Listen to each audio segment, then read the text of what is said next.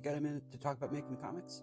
Hi, I'm Jay Sheik, comic book illustrator and art professor, and today I wanted to talk about varying your shots. I can't exactly call it a pet peeve, but one of my personal challenges when it comes to making comics is this idea of talking heads. And you see writers run into it a bunch where, it's a comic book page where the characters have to, have a conversation and relay information important to the plot and the story and all of that. And sometimes there's no way around it. You just have a page of talking heads. And from an artist's perspective, this isn't such a bad thing because for one, it's much easier to draw than a big action sequence with fights and punches and explosions and stuff like that. But at the same time, for the reader, it's just pictures of heads from the shoulders up talking.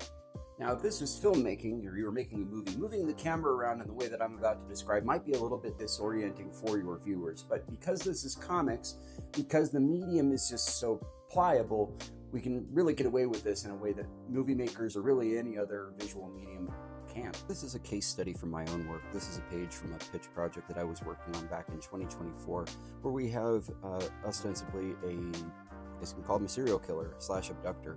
And he has one person, you can see him there framed in his arm, who's already been kind of taken out. You can see the other person reflected in his sunglass lenses. We cut to this close-up of the abductee. And then the camera moves around quite a lot. See, it's jumping from behind him to even further behind him to hovering right in front of him to down below.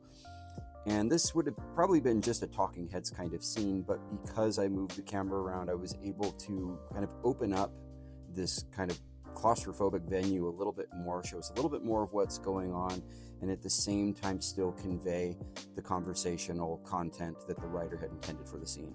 The other thing I'm not the biggest fan of is when I see out of panel and a dialogue attribution in a comic book script, meaning that somebody's speaking in that panel, but they do not appear in that panel.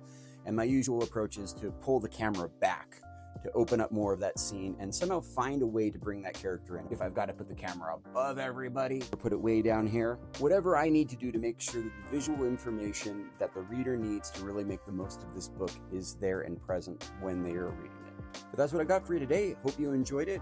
Happy comic making, everybody.